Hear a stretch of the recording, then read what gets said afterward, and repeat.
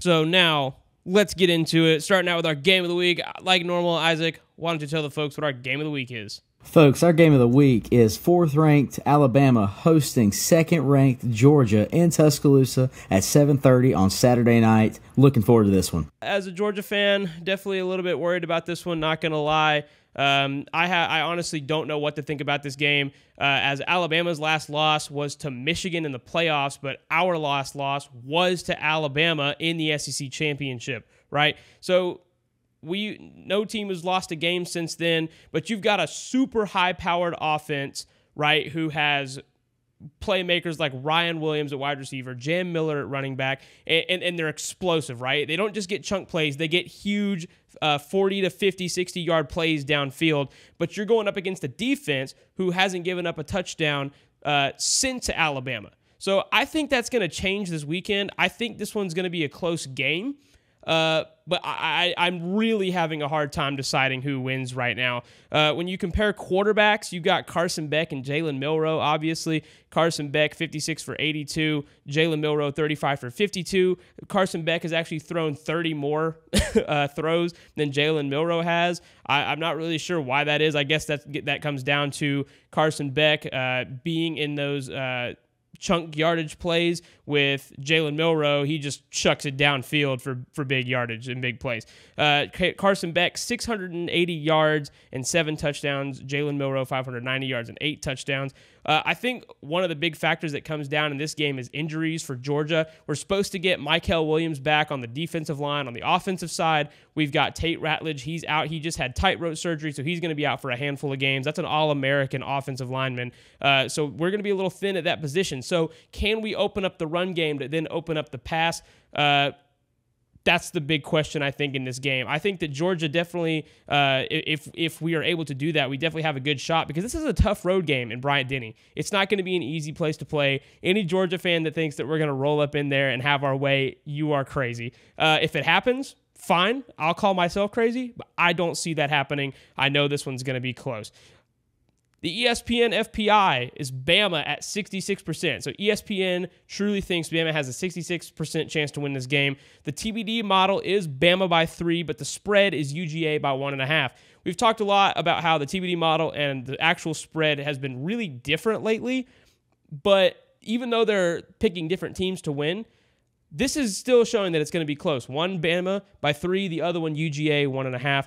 I'm picking first in this game, and I'm just going to tell you guys straight up, I have Alabama in this game, and let me tell you why. When you look back at it, and now this is Alabama with Saban, but we've only won one time in the national championship.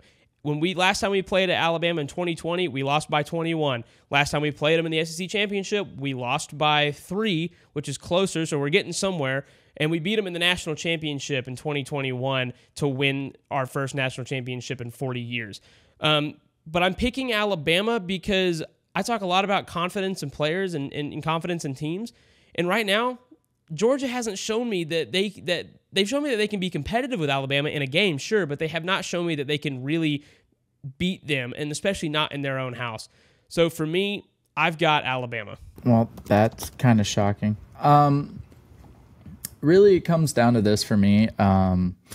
We both know both sides on offense are going to go off against each other. Alabama does have a defense, but Georgia's had a week off, right? They've had a week off to figure out what's going on offense, and of course, Georgia's defense is Georgia's defense. But so has Alabama, to be fair. They've also had a week off. I just wanted to point that out. Both teams coming off bye weeks.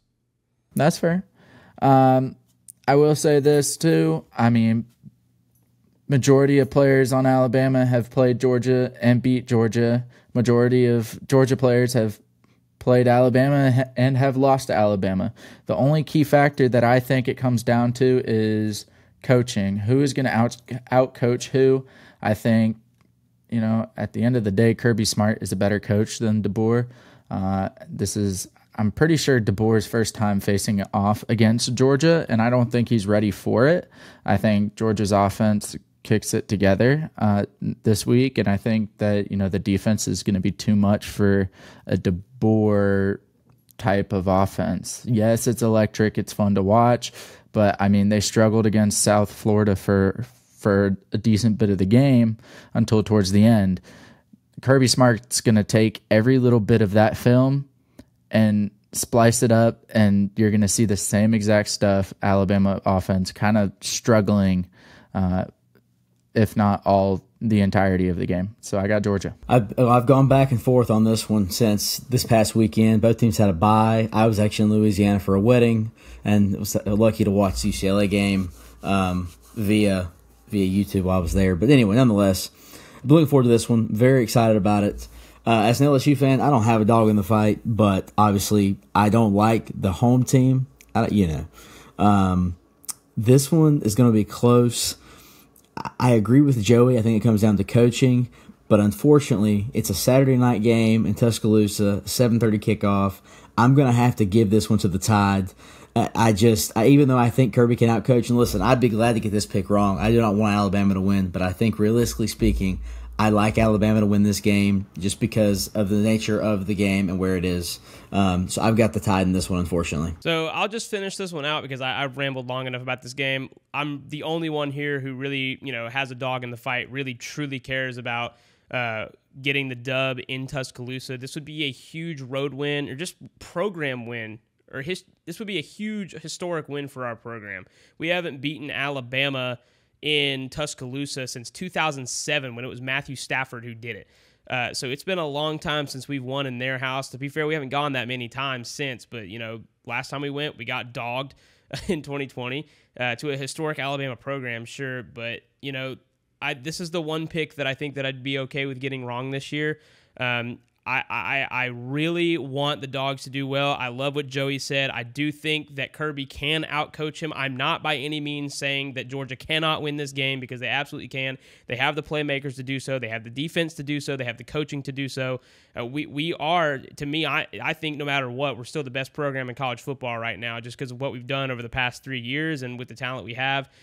But right now, I'm going to have to pick the Tide. I really hope that I'm wrong, but you know what? Go dog! It's still a go Dogs, and let's try to win this thing.